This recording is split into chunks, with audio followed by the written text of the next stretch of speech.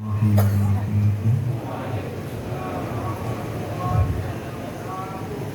hamdalillah wa nahmaduhu wa nasta'inuhu wa nastaghfiruh wa na'udzu billahi min shururi anfusina wa min sayyiati a'malina man yahdihillahu fala mudilla lahu wa man yudlilhu fala tajida lahu waliyyan mursyida.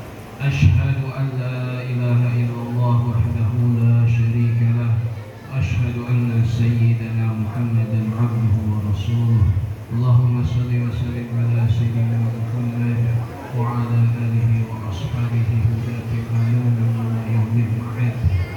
Amma ba'du, qala Allah ta'ala fi kitabihil karim, qul bi fadlillahi wa rahmatihi fabidzalika falyafrahu huwa khairun mimma yajma'un. Shadaqallahu adzim.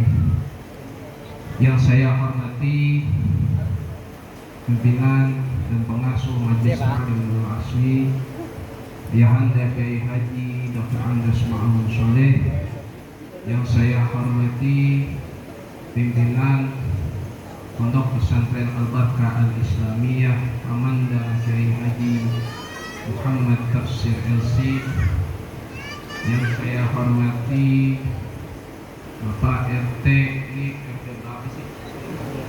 Bapak RT 5 dan RW 12 Komplek Villa Bintaro Regency yang saya hormati, dan para jamaah hadirin dan hadirat yang saya cintai dan saya sayangi, dan beberapa orang yang tidak bisa saya sebutkan namanya, tentu tidak mengurangi rasa takzim saya kepada mereka.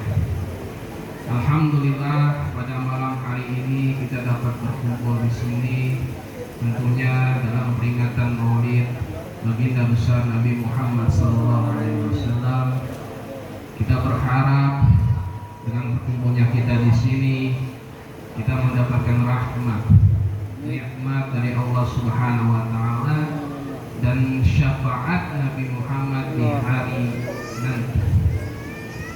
Salawat dan salam kita haturkan kepada besar Nabi Muhammad SAW beserta para keluarganya, para sahabatnya, para pengikutnya hingga akhir zaman nanti. Bapak-bapak, ibu-ibu yang dirahmati Allah, dan para santri, ustazah, asatidzah yang saya cintai. Ini saya cintai ya, gak apa-apa kan ya, gak salah bahasa ya. Ini masih kuat kagak? Ini saya dikasih waktu 15 menit. Nanti kalau lebih bilangin ya. Ini kebetulan lagi kurang sehat juga karena cuaca ini dari kemarin hujan mulu.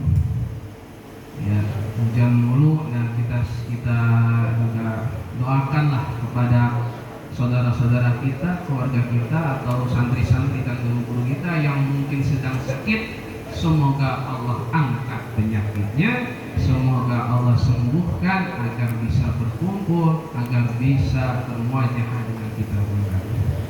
Jadi kalau lebih dari 15 menit langsung bilangin aja, lapar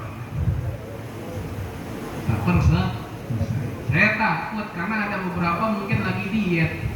Kalau makannya kemalaman takut mengganggu program dietnya. Ya saya takut aja, kan nggak bisa makan malam-malam. Pada hari ini tanggal 12 Rabiul Awal, atau sekarang sudah masuk 13 ya, kita dalam suasana yang gembira, dalam suasana yang berbahagia. Tentunya kebahagiaan ini dan kegembiraan ini tidak bisa kita ungkapkan.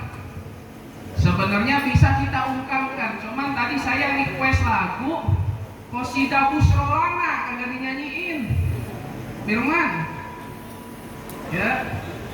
Jadi Qosidah Busrolana ini bisa menggambarkan kebahagiaan dan kegambaran kita pada saat ini. Gimana ya Ustaz Firman nadanya? Busrolana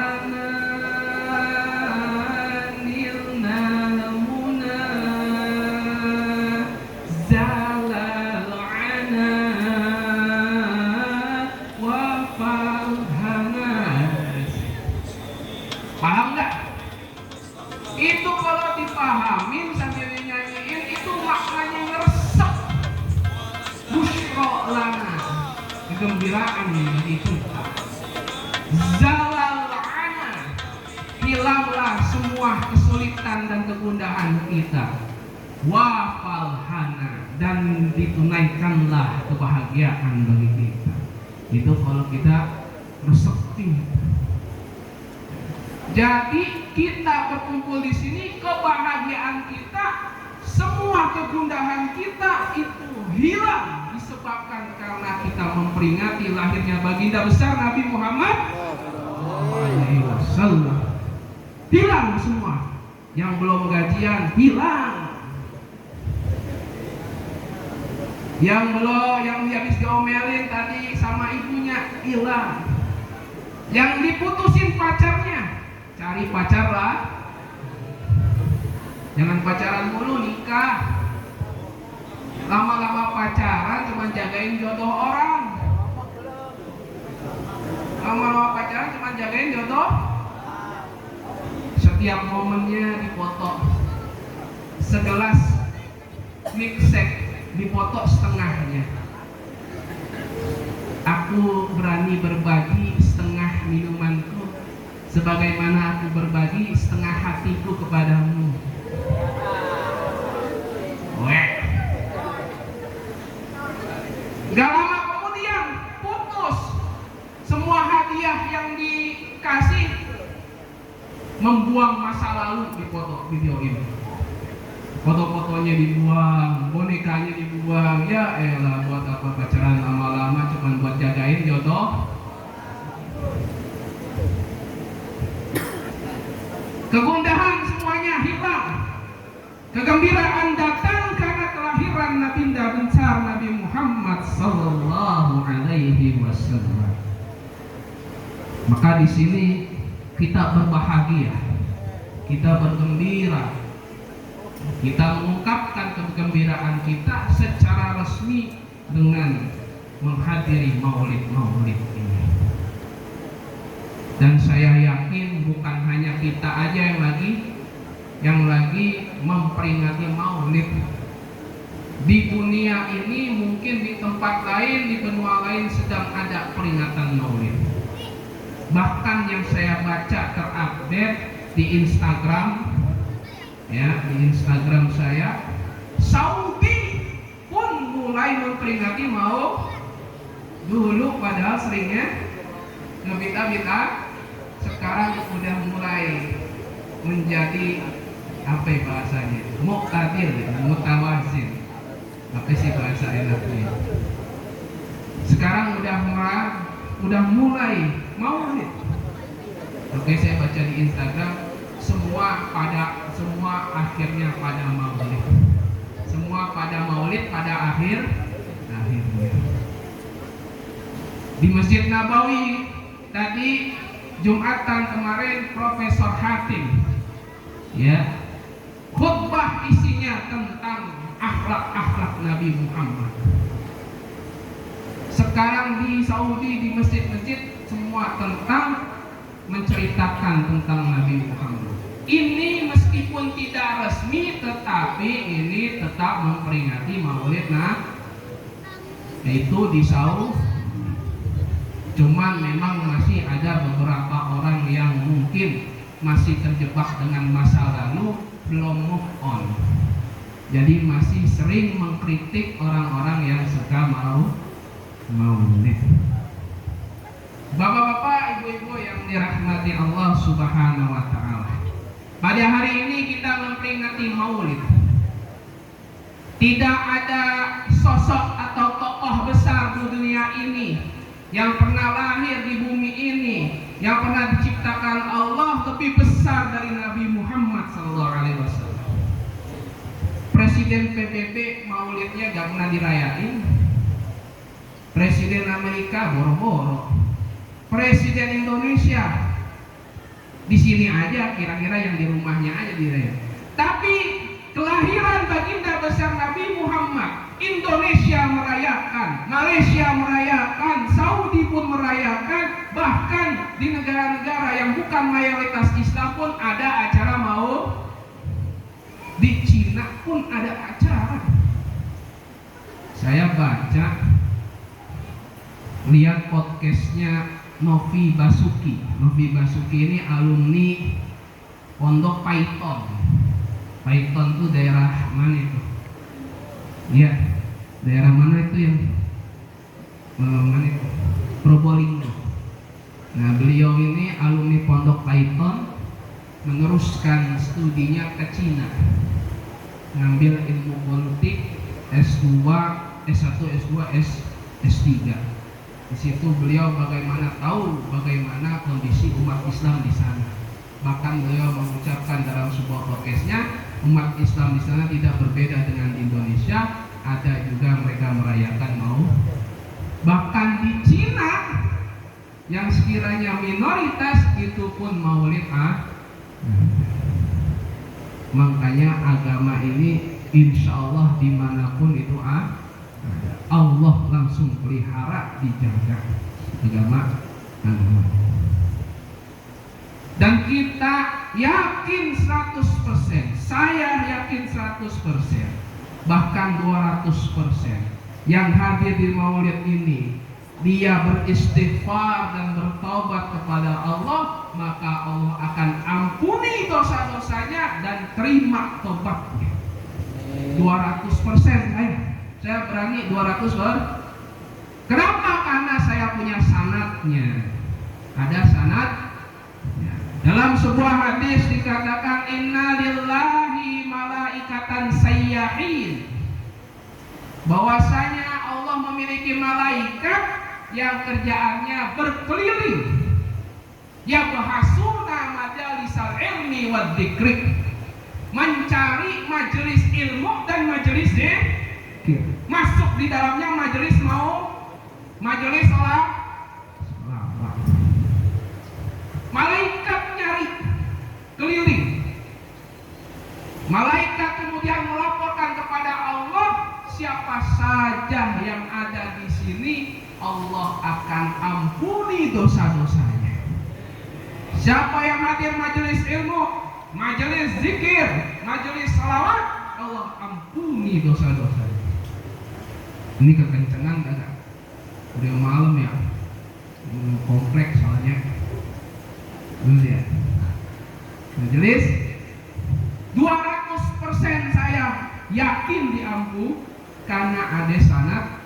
Ada malaikat yang protes, wahai Allah, ini nggak semuanya niatnya tulus.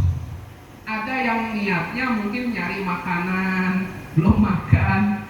Ada yang niatnya nyari besek. Ada yang niatnya nyari cem-cemannya.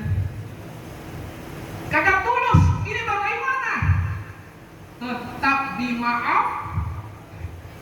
Yang penting hadir. Mau niatnya tulus apa enggak itu terserah. Hadirnya saja sudah dimaafkan. Apalagi kalau niatnya tulus karena ingin mengagungkan Nabi Muhammad sallallahu alaihi wasallam. Shallu ala Nabi. Bahkan dalam sebuah hadis yang disebutkan oleh Imam Bukhari dalam Mu'allaq, hadisnya disebutkan Mu'allaq. Ya, Mu'allaq ini hadis yang langsung disebutkan nama Rasul. Qala Rasul sallallahu alaihi wasallam. Itu hadis Mu'allaq tanpa disebutkan sanad-sanadnya. Dalam riwayat Mu'allaq tersebut disebutkan bahwasanya Abu Lahab bin Abdul Muthalib, pamannya Nabi, manakala ketika Nabi Muhammad dilahirkan, ia berbahagia, senang, gembira ketika Nabi Muhammad dilahirkan. Dan Abu Lahab kita tahu siapa? Abu Lahab di dalam surat Al-Lahab, ya, sama istrinya itu, ya kan, tabban yada abi. Ya kan, ini kan ceritanya tentang Abu Lahab sama istrinya Ummu Jamilah. Tetapi karena Abu Lahab, ya, ketika masa hidupnya memusuhi Nabi Muhammad terus, tetapi karena dia berbahagia dengan kelahiran dan gembira dengan kelahirannya Nabi Muhammad, beliau ringankan hukumannya di neraka. Ini model kayak Abu Lahab yang kerjaannya musuhin Nabi. Cuman dia gembira karena kelahiran Nabi itu diringankan neraka. Lalu bagaimana kita umatnya Nabi Muhammad yang sudah asyhadu alla ilaha illallah, asyhadu anna Muhammadar Rasulullah, bersaksi tiada Tuhan selain Allah, bahwasanya Muhammad Nabiullah, apalagi kita. Kalau kita beristighfar sekali saja itu rontok dosa-dosa ini. Bapak-bapak, ibu-ibu yang dirahmati Allah Subhanahu wa taala. Hadir maulid bukan hanya sekedar hadir kita mendengarkan kasidah-kasidah, tapi juga kita ambil pelajaran hikmah maulid. Bagaimana Nabi Muhammad SAW, sejarahnya dari mulai dilahirkan, sejarah perjuangan Nabi Muhammad berdakwah, menyampaikan ajaran-ajaran Allah dari fase Mekah sampai masa Madinah. Bahkan ketika Nabi Muhammad diwafatkan, itu pun pelajaran-pelajaran yang berharga bagi kita. Terlebih lagi kalau kita bisa meniru perilaku pola hidup Nabi Muhammad SAW, akhlaknya Nabi seketika kita keluar dari majelis ini, itu lebih-lebih lagi, itu baiknya bagi kita ya, untuk mengetahui bagaimana Nabi Muhammad secara pribadi. Saya punya circle dulu ketika saya kuliah di Sudan. Kelompok belajar isinya mahasiswa-mahasiswa Indonesia dari berbagai macam latar belakang. Ada yang NU, ada yang Muhammadiyah, ada yang sayap kanan, ada yang sayap kiri, ya, ada yang di tengah-tengah. Ya, itu pasti setiap maulid ramenya minta ampun itu grup. Ya, kalau mahasiswa tuh beraninya cuma ngomong di grup sama di Facebook. Nah, kalau ketemu kabur. Itu kenceng sekali, vokal sekali kalau ada maulid, langsung dikirim semuanya. Wah, haram, wah bid'ah, wah nggak ada dalilnya. Saya bacanya males. 4 tahun saya baca begituan. Kagak selesai. Padahal dibantah. Ada satu orang datang, Ustaz, kenapa ini, gimana nih maulid nih? Kenapa ini nggak ada dalilnya kok dirayakan? Nabi Muhammad nggak pernah merayakan maulid. Dalam hati saya, lu bego. Bukan Nabi Muhammad nggak pernah, lu bego nggak tahu hadis. Ada hadisnya Nabi puasa setiap hari Senin, hari dilahirkannya. Dalam hati saya begitu. Ustaz, kalau emang mau maulid lebih baik baca sejarah aja, buka kajian sejarah. Gue bilang lebih gobloknya minta ampun. Akhirnya saya kasih video maulid tiba sebelum Mahalul Qiyam. Wahtazal arsyu apa? Gimana? Satirman, wahtazal arsyu itu? Wahtazal arsyu toroban waktisyaron wamtala'is samawatu anwaro wadajjatil malaikatu tahlilan wa tamhidan wastighfaro. Saya kasih artinya. Ini maulid bacanya begini, coba dengar. Buat apa? Fahtajjal arsyu toroban wastighfaro. Ars itu makhluk yang paling luar biasa, makhluk yang paling besar, bergetar ketika Nabi Muhammad dilahir. Bergetarnya bukan karena sedih, istibsyaron, bergetar karena gembira. Wamtala'atis samawatu anwara, dan langit-langit dipenuhi dengan cahaya bintang. Wadajjatil malaikatu tahlilan wa tamhidan wastighfar, dan langit bergemuruh dengan suara malaikat bertahlil, bertahmid dan beristighfar. Kira-kira disebutin nggak dalam sejarah? disebutin dalam sejarah. Jadi maulid itu baca sejarah. Paham? Oh iya, astagfirullah. Siapa yang bego? Saya nggak ngomong bego ya. Ini kurang tahu. Nggak cukup. Saya baca lagi. Wa wada'atil habib sallallahu alaihi wasallam sajidan syakiran ka'annahul badru fi tamam. Nabi Muhammad dilahirkan dalam keadaan sujud bertahmid kepada Allah seakan-akan ia adalah bulan yang sempurna. Ini semua kitab-kitab sejarah menyebutkan bagaimana langit-langit, burung-burung, hewan-hewan, tanah berbahagia dengan kelahirannya Nabi Muhammad. Kira-kira maulid boleh kagak? Karena yang dibaca sejarah Nabi itu namanya maulid. Maka saya terkadang kalau bisa yang baca maulid juga paham artinya. Karena yang baca maulid kagak paham artinya, terus yang dengar kagak paham artinya. Nah, makanya dikritik sama orang-orang sayap sana tuh. Ini baca jampe-jampe.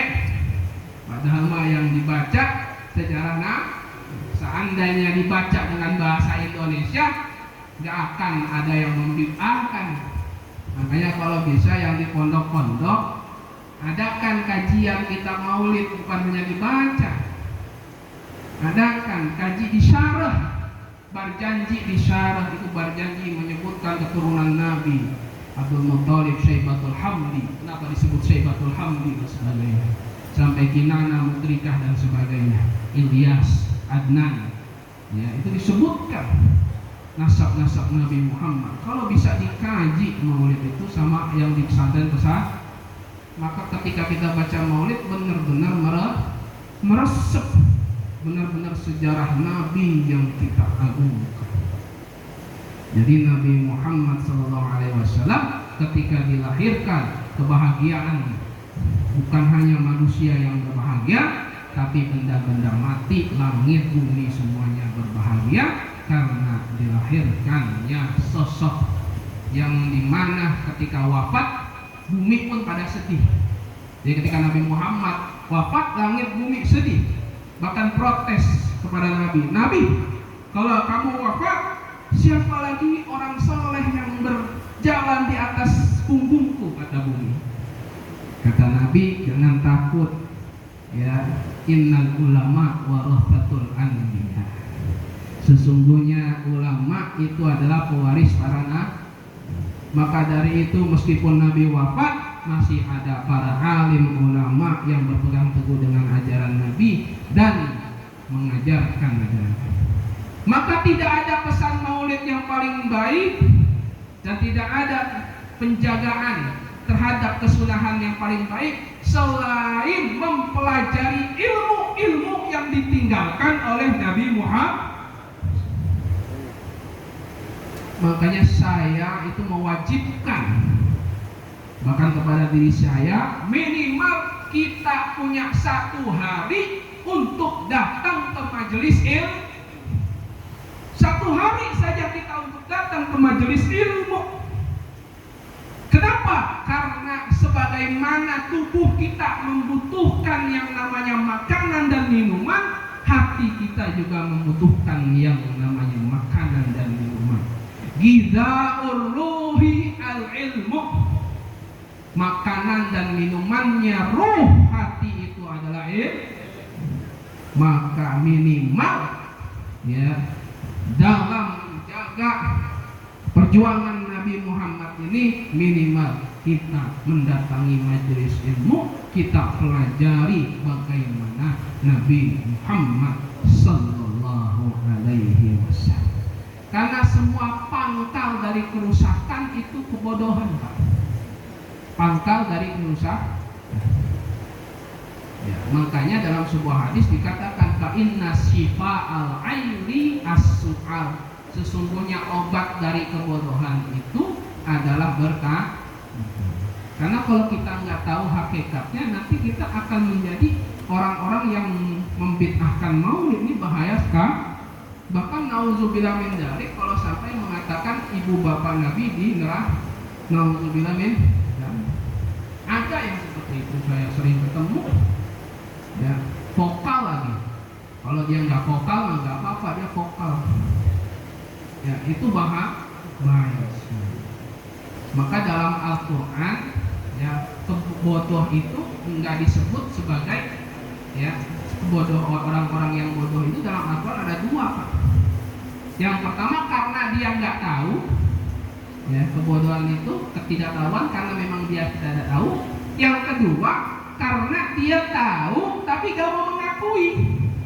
Tahu tadi gak mau mengakui. Yang kedua ini paling bahaya. Tahu tapi gak mau mengakui. Contohnya paling gampang saya berikan contoh Abu Jahal, Amr ibn Hisham. Abu Jahal itu dia tahu Nabi Muhammad itu benar. Dia tahu apa yang disampaikan Nabi Muhammad itu benar. Tapi dia tidak mau mengakui Nabi Muhammad karena dia gengsi. Karena apa? Gengsi. Karena dia Abu Jahal dari keturunan Bani Makhzum. Nabi Muhammad dari keturunan Bani Hashim. Bani Hashim ini keturunannya Qusay. Sejak zaman dulu Qusay itu sudah menjadi pemegang kunci Ka'bah, pemegang hijabah, pemegang liwat yang bisa menentukan perang atau tidak perang. Maka ketika lama-kelamaan kaum Bani Makhzum ini setara dengan Bani Hashim dan Bani Abdi Munaf dan sekalian. Kenapa? Karena mereka menjadi perwakilan, istilah kata menjadi DPR. Jadi di kaum kafir Quraisy dulu, kaum Quraisy ada namanya Darun Nadwah. Darun Nadwah itu tempat berkumpulnya orang-orang Quraisy musyawarah. Salah satu tokohnya ini Abu Jahal. Abu Jahal sebelum disebut Abu Jahal namanya Abul Hakam. Abul Hakam kalau diartiin nih bapaknya kebijaksanaan. Bapaknya kebijaksanaan tuh, bayangin. Pinter kagak ini? Pinter banget. Ya sama kayak zaman sekarang lah, banyak yang duduk di parlemen pinter loh. Pinter nggak? Mungkin ini contoh-contoh kayak gitulah. Contoh Abu Jahal. Abu Jahal ini dia berubah namanya menjadi Abul Hakam, jadi kayak Abul Hakam jadi Abu Jahal karena gengsi, tidak mau mengakui Nabi Muhammad dan ajarannya. Kenapa gengsi? Mereka dalam kalimatnya, kita dulu sering berlomba-lomba sama Bani Abdi Manaf dan Bani Hashim. Terus bagaimana kita bisa menyaingi mereka ketika ada di antara mereka yang menyebutkan bahwasanya mereka adalah nabi dan mereka adalah roh? Bingung. Bingung. Dan orang-orang yang mengingkari nabi dulu itu tahu bahwasanya nabi benar. Tapi karena gengsi, Abu Sufyan juga seperti itu. Abu Sufyan ketika dia berdagang ke Syria, ke Syam, ya, ketika itu Rasul mengirimkan surat kepada Raja Romawi. Ketika itu Raja Romawi siapa memanggil Abu Sufyan, kemudian dialog Abu Sufyan dengan Raja Romawi. Salah satu pertanyaannya, apakah orang yang mengakui Nabi ini dikenal di kamu sebagai tukang bohong? Tidak, dia bukan tukang bohong, tapi dia orang yang bisa dipercaya. Sebenarnya mereka tahu apa yang disampaikan Nabi ini, tapi karena mereka tidak mau mengakui, sehingga dalam bahasa Al-Quran itu kaum layak kilun, kaum yang tidak mau berpikir. Bukan karena mereka bodoh, tapi karena mereka tidak mau mengakui. Maka hikmah maulid ini adalah bagaimana kita bisa meneruskan ajaran Nabi Muhammad, bagaimana kita bisa menyampaikan ajaran Nabi Muhammad kepada generasi-generasi selanjutnya. Terlebih terlebih lagi hal-hal yang berkaitan dengan perilaku Nabi. Dalam kitab Bukhari, Nabi pernah, seorang sahabat namanya Abdullah bin Amr bin Al-As pernah ditanya sama seorang Yahudi, bagaimana perilaku Nabi Muhammad. Abdullah bin Amr bin Al-As mengatakan, wallahi innaha la mausufun fit Taurat bi ba'di sifatihi fil Quran. Demi Allah, sesungguhnya sifat Nabi telah disebutkan di Taurat sebagaimana disebutkan di dalam Al-Quran. Inna arsalnaka basyiran syahidan wa mubasyiran wa nadhira. Sesungguhnya kami kirim kamu wahai Nabi Muhammad untuk menjadi pemberi kabar gembira, untuk menjadi pemberi peringatan, dan untuk menjadi saksi di antara manusia. Kemudian menyebutkan sebuah hadis, anta abdi wa rasuli wa antal mutawakkil. Kamu adalah hambaku, kamu adalah rasulku, kamu adalah orang yang bertawakal. Laisa bifadzin wala ghalizin wala sakhabin fil asfaq wala yaqau sayyi'ata bisayyi'ah walakin yaqfu wa yaghfir. Sesungguhnya Nabi Muhammad bukan orang yang berperilaku buruk, bukan orang yang berkata kasar, bukan orang yang sering teriak-teriak di pasar, dan bukan orang yang membalas keburukan dengan keburukan, akan tetapi memaafkan dan mengampuni. Jadi perilaku Nabi Muhammad, perangainya baik, bahasanya halus, ya, tidak membalas keburukan dengan keburukan, tapi lebih memilih memaafkan dan mengampuni. Inilah perilaku Nabi Muhammad yang akhirnya menjadi penyebab bagaimana kenapa Islam bisa tersebar di mana-mana. Kira-kira di dunia ini agama yang paling mayoritas itu bisa dikatakan Islam. Tersebar, karena agama lain mungkin banyak, tetapi kan agama ini agama. Tapi Islam, bagaimana Nabi Muhammad itu bisa tersebar 60% di dunia. Dan itu disebarkan bukan dengan pengajian. Di Amerika nggak ada pengajian, ya, disebarkan dengan perilaku. Perilaku. Saya punya teman dari Timur Leste, dia menceritakan Timur, ya, ke Sudan, sekarang sudah lulus, pinter bahasa Arab. Ditanya ketika itu, dia diskusi dengan saya bagaimana dia masuk Islam. Ternyata dia masuk Islam bukan karena pengajian. Dia masuk Islam bukan karena dengar hadis atau dengar Quran. Dia masuk Islam karena melihat perilaku orang Islam.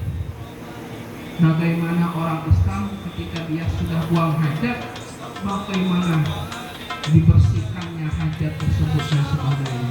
Dia takjub dengan perilaku tersebut. Karena dia ketika di Timur Tengah nggak ada kayak gitu. Dia terkejut, akhirnya dia mulai mau untuk masuk.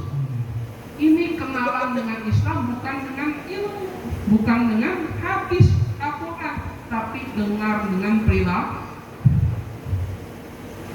Begitu juga kisah-kisah ulama-ulama sufi yang banyak menyebarkan Islam di tanah Afrika, yaitu mereka lebih mengedepankan perilaku-perilaku, ya, tidak mengagetkan Allah. Maka dari itulah perilaku-perilaku ini yang harus kita bawa dari majelis maulid, kita terapkan dalam diri kita, dalam lingkup kecil keluarga, tetangga, bahkan kalau bisa dalam lingkup sebuah negara, ya, agar kita ini orang yang beragama dengan santun, orang beragama dengan baik, karena kan itu pokok dari ajaran Islam. Pokok dari ajaran Islam itu, sebagaimana Islam diambil dari kalimat salam yang artinya damai, peace. Maka Islam pada hakikatnya menenangkan hati-hati yang tidak damai. Islam pada hakikatnya mendamaikan orang-orang yang sedang berseteru. Islam pada hakikatnya mendamaikan jiwa-jiwa yang tidak tenang. Itulah Islam. Inilah ajaran Islam yang dibawa oleh Nabi Muhammad sallallahu alaihi wasallam. Shallallahu alaihi Nabi. Ya, ini udah berapa menit Ustaz Firman? Nah, udah ya. Ini perut udah teriak-teriak. Ustaz, udah. Ya. Itu teriak-teriak begitu. Udah berontak. Ya, kita tutup. Ya, wabillahi taufiq wal hidayah. Wassalamualaikum warahmatullahi wallahu muwaffiq ila aqwamit thoriq. Assalamualaikum warahmatullahi wabarakatuh.